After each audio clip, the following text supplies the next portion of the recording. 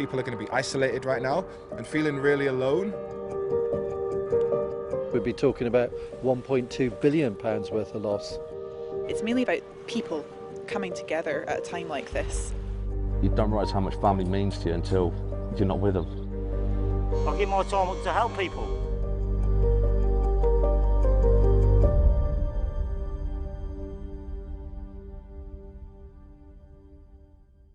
The spring of 2020 won't be remembered for the glorious weather in the UK. It'll be remembered for a nation in lockdown. All over the UK, people are coping with a fundamental change to their daily lives. Adapting in difficult times to this new normal has been challenging for us all. A sense of isolation even when going out for essentials or a daily walk. We've been reporting from around the UK on how the country's dealing with life in lockdown. First, let's take you to Cornwall, where our West of England correspondent Dan Whitehead has this report.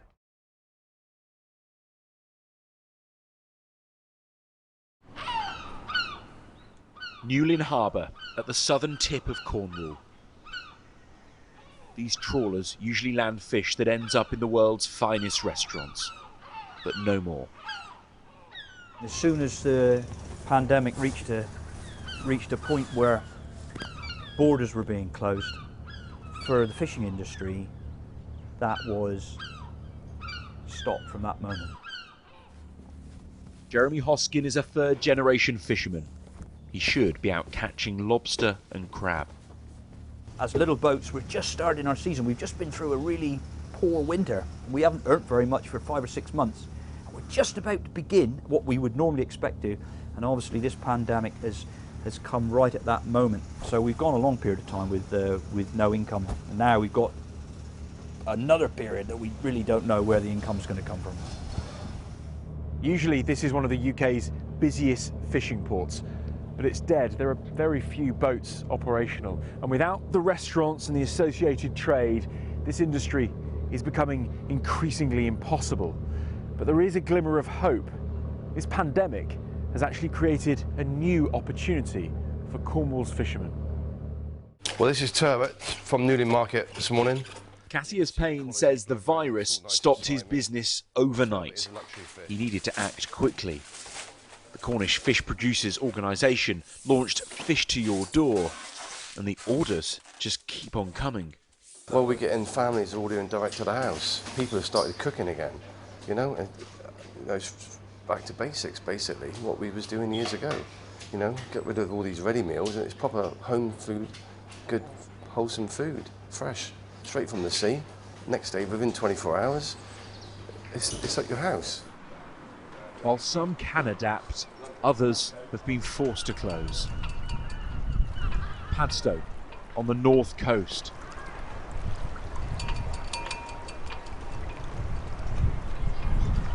In this holiday weather, it should be packed. But it looks and sounds like never before.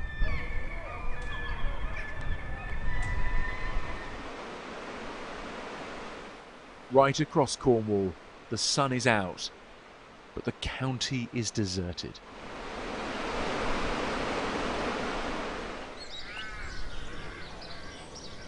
What would the park normally be like? Full of joy, full of children running around, having a great time, shows, characters, a different life. The Camel Creek Adventure Park has furloughed around 130 staff. Usually, they'd be looking after 3,000 visitors a day. There is no one playing. There is no laughter. There are no memories being made. It is eerie, isn't it? Have you ever seen it like this? No, of course not. Not even during the winter, not even during the refurbishment time. We would have staff members everywhere, painting, brushing, cleaning, getting the park ready. So it's very, very strange. It feels abandoned. And it's like this at attractions across the county. All they can do is prepare and hope. It really is about making sure we've got a plan A and a plan B and a plan C for any eventuality as to when the park will be reopened and as to when the rules will start to to be relaxed. It's surreal, isn't it? It is surreal, yeah. Yeah. It is daunting. It is daunting. But... At this time of year, tourism would see Cornwall's population increase by around a third. But this virus has shut the industry down. Although all agree the lockdown is essential, there is a greater fear. Tourists must return for July and August, the peak months. And there's a stark warning if they can't. For the worst case scenario, which we hope will never happen, if this went through to August, we'd be talking about £1.2 billion worth of loss. And that will be the end for some industries. Would, according to our research, it would be the end of 80% of the businesses. There should be thousands of holidaymakers here right now enjoying this site. But it's locked down. It is empty. There is nobody here. This is the biggest test for Cornwall's tourism sector. But even in this adversity, sites like this are doing what they can to help those on the front line. Hendra Holiday Park in Newquay is making its caravans available to key workers who need to isolate. Holiday lets across the county are being offered up. Hannah Dobson is a care worker at Cornwall's only major hospital. Both her parents are classed as vulnerable, and at just 18, she decided to move out of home for the first time. She was given a holiday cabin by a local family. I've been completely used to just being all like, mum and dad can do my washing and things like that, and like having to go like from having it 1 week and then the next week completely you're on your own now. I'm kind of like learning with it now, but yeah, I'm so grateful for the accommodation that I've been given, like so grateful that I'm able to still work and my parents are safe as well, so. The coronavirus has left Cornwall empty and silent. For many, all they can do is wait. The tourists will return. The beaches will be full again. But the fear is, it could be too late for some. Dan Whitehead reporting there. Well, the Blitz spirit championed by the wartime generation during this pandemic is felt no more strongly than in Coventry, a city that's no stranger to crisis. Our correspondent Mark Stone reports on the sense of help and hope in the Midlands.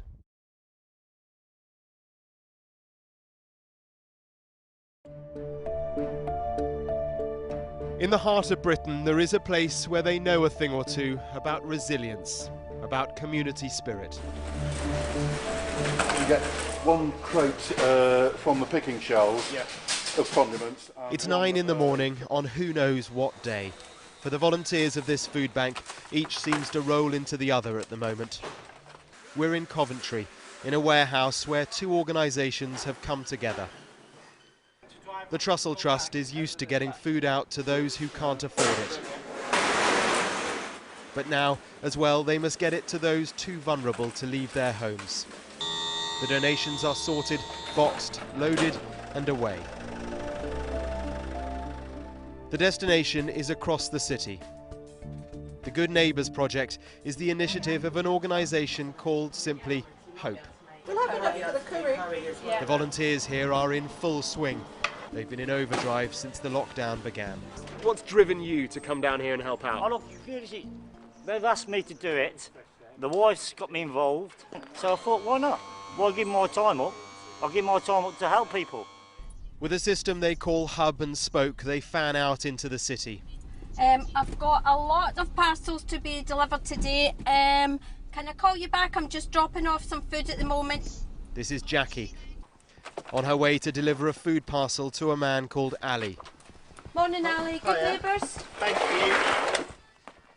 I'll step there for now. Thank you. To everybody around the country who is watching this, thanks ever so much for helping people like myself and other vulnerable people during this difficult time.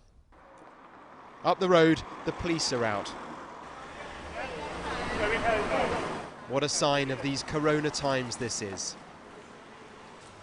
Nada Rasa has a wife and 3 children to support in lockdown at home, and he has 3 employees to support at his shop, which must remain open because he has a community to provide for and a living to make. These are the multi-layered conundrums of this challenging time. Are you worried about your business? Yeah, this business going mostly more worse and worse. It's going Worse and worse? Yeah. Then maybe next week we end up, then this month maybe this close. No people there. The old cathedral stands here as a memorial of the Blitz. Destroyed on one night of bombing in 1940, they thought it would break the spirit of the city. Instead, the opposite happened. Out of this came hope. It stands still as a reminder of survival and of renewal. Linking those past struggles with today, is that perhaps somehow not quite the appropriate comparison? Well, the community spirit and the determination which rose from here back then is, without question, here again today in abundance. The human desire for company, for being together, for supporting each other, for being supported by others is so deep and so powerful that it's finding a way of overcoming the distance which has been enforced upon us by this virus. I think in wartime you had the same sort of experience we're having today. A deep desire for connectedness, for togetherness, a spirit of help, I would put it, rising in the city, and also a spirit of hope. On the road south, Chris Merritt is keeping food shops in the smaller towns stocked. Delivery drivers have always been key. It's just that now they are recognised. We drive past now and we get the thumbs up from people, we get people pipping, so, it's a privilege. Chris's route takes him through a place where lockdowns and pandemics have been part of history. Stratford-upon-Avon, Shakespeare's birthplace. Quiet and shut today, just like it was 500 years ago, because an outbreak of the plague began here in this inn. The first victim, Oliver Gunn, died inside. His death certificate carries the words, "Here begins the plague." It's in a registry office that today is only open for people to register the dead. On the edge of the town at the Shakespeare Hospice, Jenna Norris is one of a team of palliative care nurses, comforting those at the end of their life. Well, we're just following Nurse Jenna now as she begins her day of home visits. It's going to be a long day for her and for many others, and it's occurred to me that as we as a society have focused a lot on hospitals, we've focused less on nurses who are making these all-important home visits. As a palliative care nurse, we're normally very tactile with our patients and their families. We use touch a lot as a method of comfort. So, for example, like you said, giving someone a hug or holding their hand, and not being able to do that at the moment is really, really hard. Down on the Avon, this was supposed to be the setting for a big Easter fundraiser for the struggling hospice. Of course, that didn't happen. Nick Birch, organiser of the fundraiser and owner of Avon Boating, has furloughed all his staff. We meet on what should be the first week of his tourist season. Instead, now he's wondering, what next? We're all concerned about the business and the outcome. A lot of unknowns at this point. How long it's going to go on, how long we can maintain our reserves, what we will need to borrow, how much and when, and how much that will cost. A lot of unknowns at the moment, but you've got to take it bit by bit. Keep a stiff upper lip, I suppose. Further south, Shakespeare's country gives way to the Cotswolds and fields farmed by four brothers from an old family of vegetable growers, the Drinkwaters. They have never known it so busy. From the farm shop, a home delivery service has been set up in just days. Hello there, I would shake your hand, but we can't. How are you? I'm Mark. A local family supporting the local community with local produce. The world will never be the same again after Corona, and I think there are some fantastic ideas out there where if we ever get over this, which we will, the world has to change. I look at life differently now to what I did 6 weeks ago. It's made me realise actually what I have here. Maybe the coronavirus will actually, some good of it will come in the end, and it will make people realise the fact that we have to look after the planet, for not only for our children, but for our children's children. Mark Stone reporting there. Well, to Scotland and the largest arts festival in the world, the Edinburgh Fringe. It faces a loss of at least £300 million after being cancelled. Our Scotland correspondent James Matthews reports on fundraising, football and family.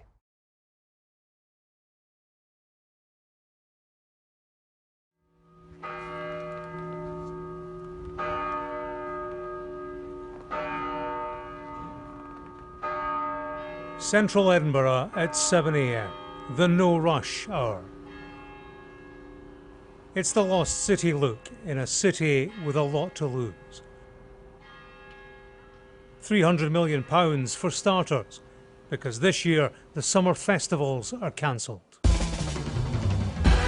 Please welcome to the stage, Mark Nelson.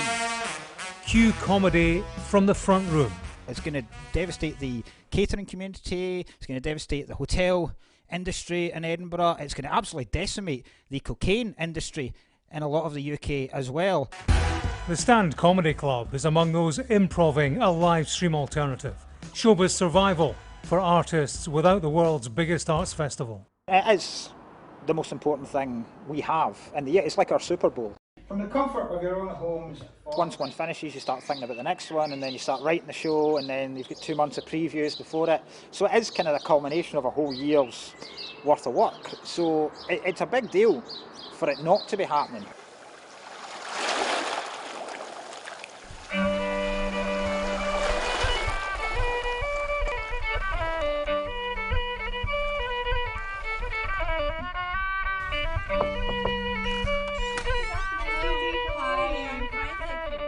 In Cromarty, Dr. Catherine Brown plays for patients, musical therapy, even in 2 pairs of protective gloves. This Highlands GP has worked around the world and has known disaster, like the Christchurch earthquake in New Zealand.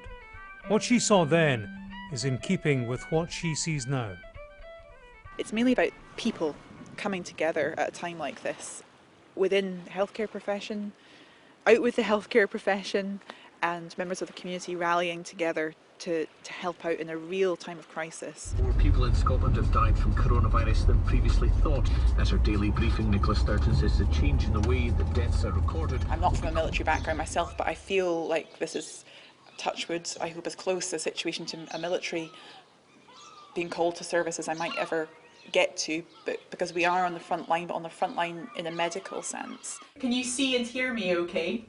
I can see and hear you. There's a slight delay. I think it helps me remind myself that I am a human being, and I don't always have the answers. And I think, to be honest, certainly working in general practice, we do work with a lot of uncertainty. Are you using Zoom or WhatsApp? But this is learning to deal with uncertainty on a different basis altogether, you know, and something that, like I say, none of us have ever come across before. In this crisis of life and death, football is less important. But its life and death is an issue. Meet Raith Rovers fan Rory. It's a way that you still connect with friends and also family. Margie.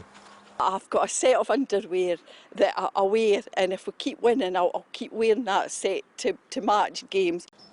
And Graham. That's all people have. Some people like to come here at Starts Park. The Rovers aren't as vulnerable as some, but listen to their chairman's prognosis for Scottish football without gate receipts. I would suspect that there's at least half a dozen clubs that would be facing going into receivership or administration, whatever you want to call it, in about 3, 4, 5 months' time. And how Scottish football would recover from that, I don't know. Rory's launched a Donate a Ticket scheme where fans donate the price of a ticket for a game they won't watch, but for teams they'll help survive.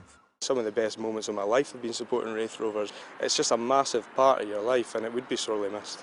I didn't realise how much Saturdays meant to me. And now that Saturday's just the same as every other day. Scottish football goes deeper than just Rangers and Celtic. There's clubs like Stenhousemuir and Berwick Rangers, Queen's Park. These guys have had massive, massive inputs into the game in Scotland, which is, you know, a cornerstone of Scottish culture. Back in Edinburgh, I went to the city's Marie Curie Hospice, where social distancing has made its annual daffodil appeal impossible, and they're seeking emergency donations. and you can see up the corridor here. It's a financial hit, adding to emotional impact on a place that treats people with terminal illness. We need our families, especially for what we're going through. Angela McLaughlin's husband and 2 daughters aren't able to pay her a visit. Coronavirus precautions forbid it. It's been happening to everyone, but more so for the kids missing the likes of Mother's Day. I missed my youngest daughter's birthday.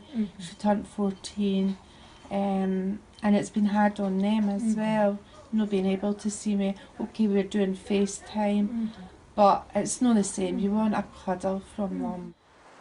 Here they made a decision from day one to prevent the experience of so many casualties of this pandemic. With precautions, they time one final family visit so that no one dies alone. If we can give that comfort to families, then that makes a difference. Because conversely, we know that if people aren't there and can't see, and therefore it's their imagination, then that's when they start being tortured by it in weeks and months and sometimes even years to come. So this really matters. On life and death, the other rules rewritten. James Matthews reporting there. Well, a life on hold means dreams of success in sport or music are being extinguished, our rich cultural heritage with an uncertain future. Our North of England correspondent Caterina Vitozzi reports.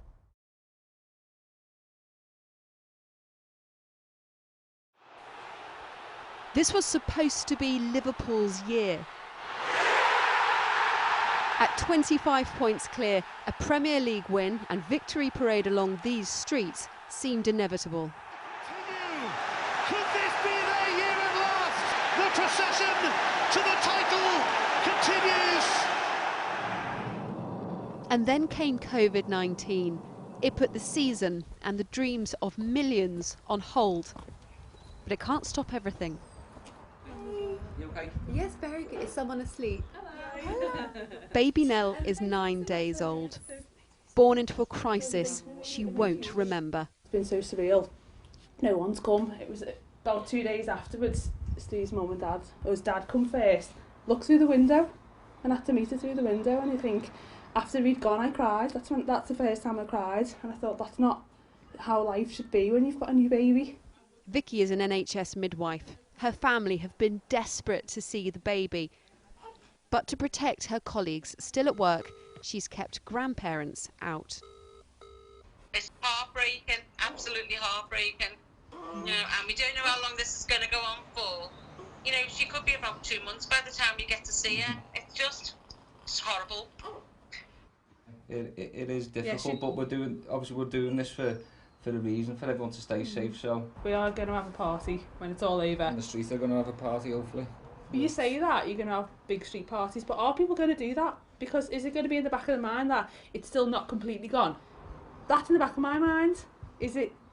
Are you going to get massive gatherings again straight away? I don't think you will. This outbreak has forced people apart. Well, we're being asked not to break the rules on social distancing this weekend, as it is expected to get up to 18 degrees across the northwest.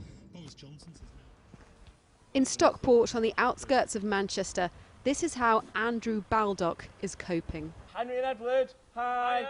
Stockport Spider-Man. You stay safe, guys. A one-off outing dressed like this has become a daily routine. And a daily highlight for bored neighbours. Some have even joined in. I believed my eyes when I saw you walking past. Well, good luck. Till this is all over, I'm going to keep doing this. Great, that's great to hear. All right, people need some light-heartedness. And that includes the man under the mask.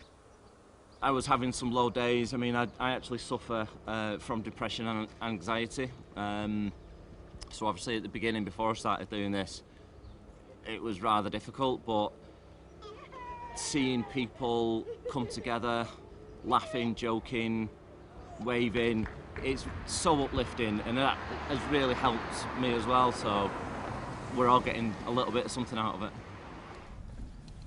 That sense of coming together is helping people survive this, uniting communities, even those deeply divided after Brexit.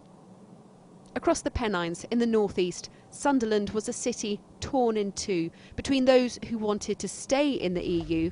Are you Heather? Hi, I'm Katerina. And those like Heather Govan, desperate to leave. There's all of us thinking, well, that's it, we're going to go forward, and now we're going to make plans on how England's going to go forward as a country, and or the whole of the UK. And it just seems like the corona's just put a massive halt to all of that at the moment. So what's work been like for the last few weeks? Scary. You know, all sorts of bills I've got to pay, you know, for the van. So if obviously the money stops coming in, then the business will probably end up dying. Taxi driver Zath Iqbal was in the minority in Sunderland. He voted to remain. Hello. There was a lot of hate in Sunderland, you know, and now we're talking about coronavirus, which has actually brought some unity to a lot of people and brought humanity back, because people are starting to care for the elderly and care for their neighbours. But for Zath, who's self-employed, that unity has come at a cost. What upsets you most? I don't know, I think there's a stress of having to carry on working. Where's it going to lead? I've got a family. I've got to think about them.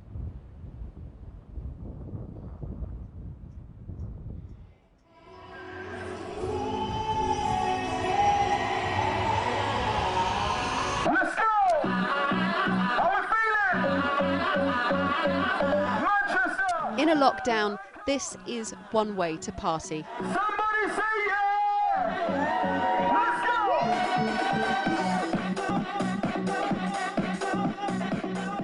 Nkosi Innes is a wedding DJ, but his bookings have all been cancelled. So with time on his hands and access to a roof terrace, he's putting on a short, safe rave. People are going to be isolated right now and feeling really alone. And so I think that playing that kind of music where everybody's jumping up and down together without knowing people are there, you feel it. All of a sudden you feel like you're not on your own. We got one more big shout out. Big rest in peace for Bill Withers. Good vibes all the time. Somebody make some noise. If you're feeling good, say yeah. We're living in a time right now where everything is about need and necessity and things being essential. So although 15 minutes of music on a balcony can seem a little bit frivolous, actually it's really rather moving. It just brings a little bit of joy to a lot of people at a time when that's exactly what they need. Hold on to somebody!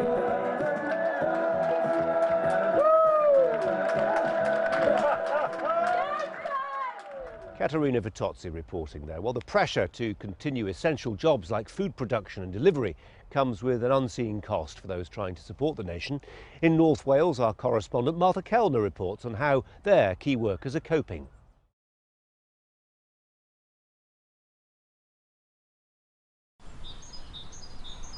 The natural beauty of North Wales attracts hundreds of thousands of tourists each year.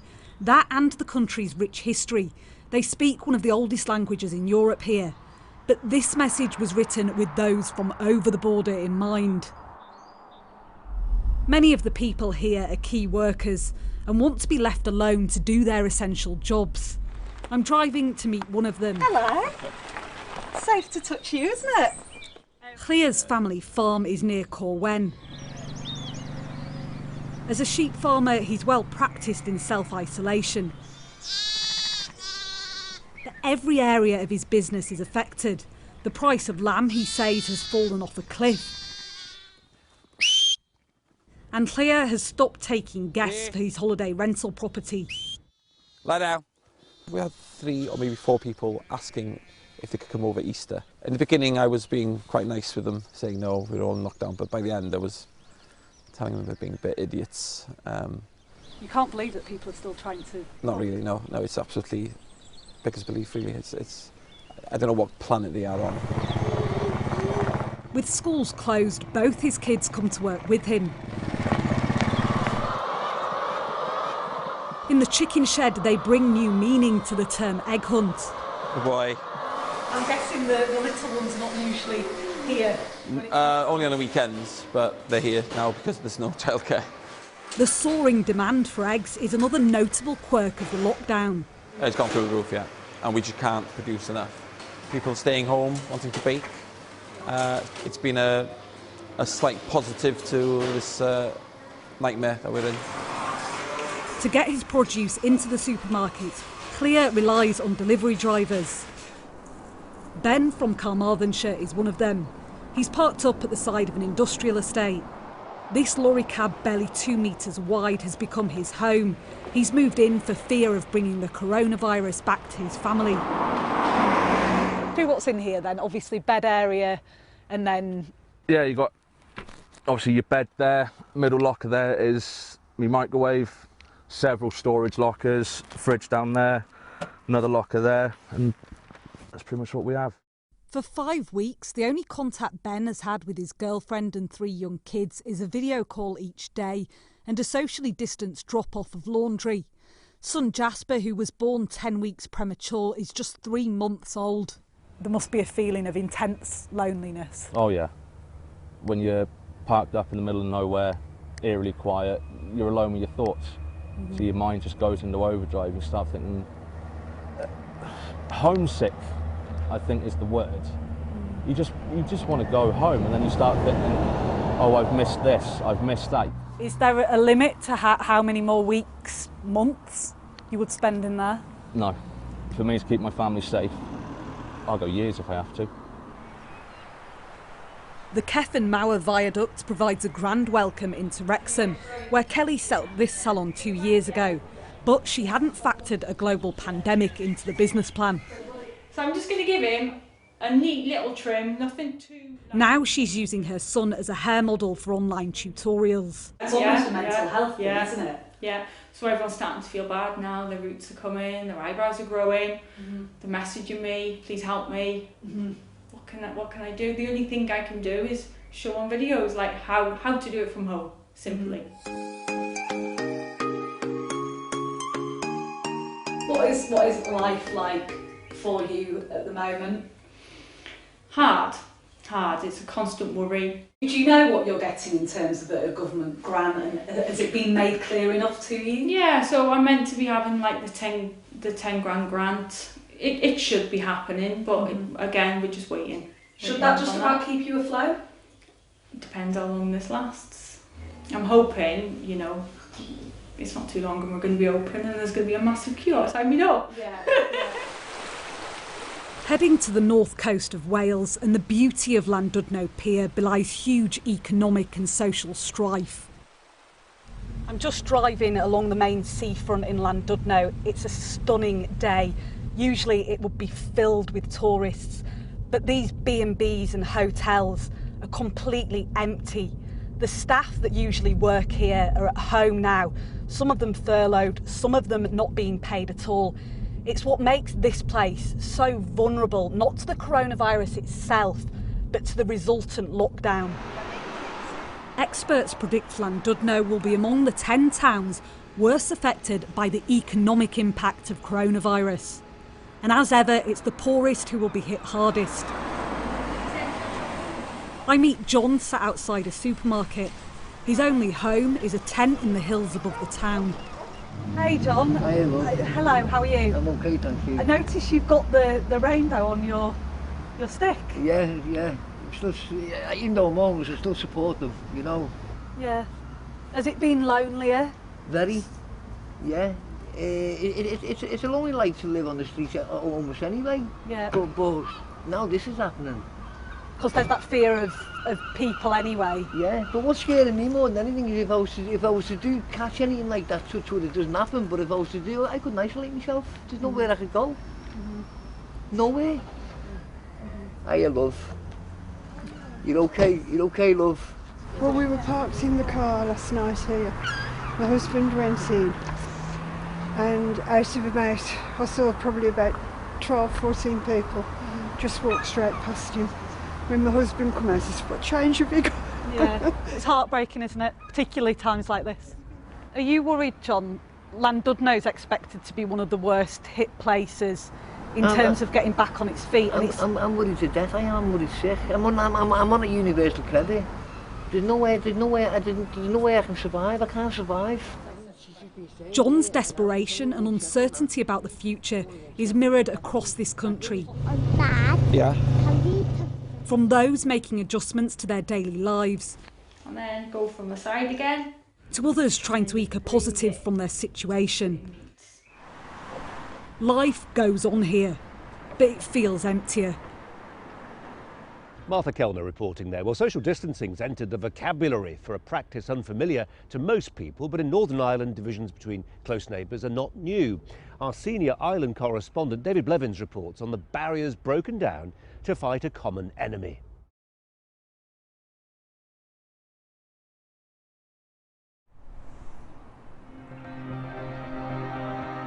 There are two things that set Belfast apart: its dividing walls and the ability of its people to see beyond them when they have to. Behind the barriers, some have self-isolated for decades. Catholics and Protestants on different sides, now facing the same threat: coronavirus. Jim is an Irish Republican. John comes from a Loyalist background. They are serving together on the same COVID response team. We're both from different sides of the community, and we have a gate there and we have a gate there. That gate isn't going to stop COVID-19 getting into the Shangham, and that gate isn't going to stop it getting into the Falls. And I think people are starting to put all of that type of stuff into perspective. Loyalists have halted the marching season here. They won't be gathering to mark ancient victories on the 12th of July. Religion's nothing. If we're both cut, we're both bleed red. If we both contract COVID-19 and end up in hospital, religion's nothing. And it's about, you know, using this period and being proactive and using it as a springboard to take ourselves forward. And 3, 2, 1, ice cream! Good job. Sasha is a wedding photographer, but ceremonies are prohibited, so she's been capturing the lives of her neighbours instead. I've had people in pyjamas, I've had people in their socks and their slippers, I've had people that have dressed up for the occasion, and just really as they are today for them to look back on. These are her doorstep diaries. She's adapted the idea of a New York photographer, not for profit, but to lighten the mood and record history. The families as well themselves have all been saying that it's something that they're really grateful to have. So they'll be able to show their children, because a lot of children are seeing what's going on and sort of knowing that it's different. But it's not for a few years' time that they'll be able to appreciate like the gravity of what was happening now. That's lovely, guys. Perfect. It's something that we're probably never going to experience ever again. So I feel it's really important that something like this is documented, that we can look back on in years to come, even for our kids to remember this part of history, and then even for them to show their kids. In death, as in life, there's a new normal.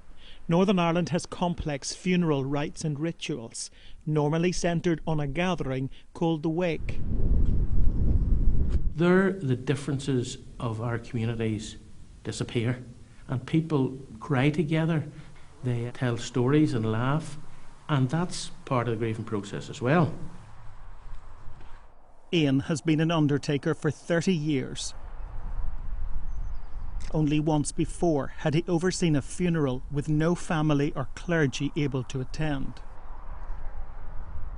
Given that the wake is such a fundamental aspect of our culture here, do you think Northern Ireland is struggling with the loss of that more than perhaps England, Scotland and Wales will be? Oh, much more. You know, the other thing is that it's a complete community event. And we're struggling with it because we can't actually see the person. So we have no mental closure on the person's death, and that's what the problem is. Decades of violence and thousands of deaths left a legacy of resilience in Northern Ireland. People here are adept at finding hope amid adversity. That's the spirit of a place that punches way above its weight. This is game number 1. On the tee from Northern Ireland, Darren Clark.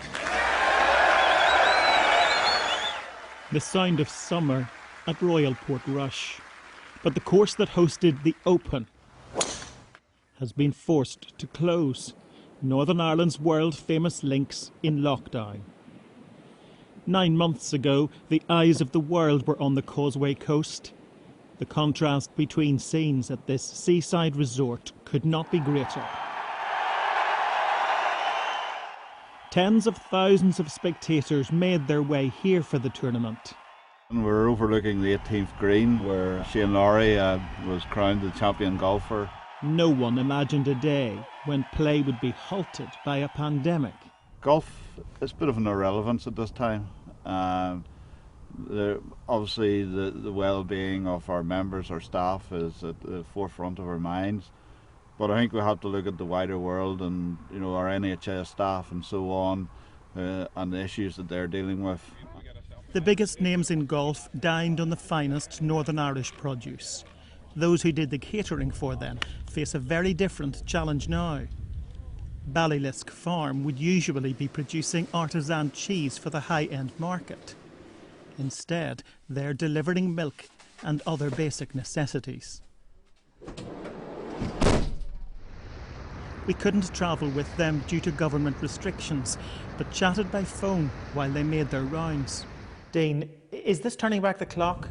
Whenever personally I was a child, you know, we used to have a milkman, we used to have a bread man, we used to have a fishmonger and the postman, and those were 4 people that, you know, used to regularly call with, you know, good quality food. And this is exactly the service that we're trying to put back on the map again.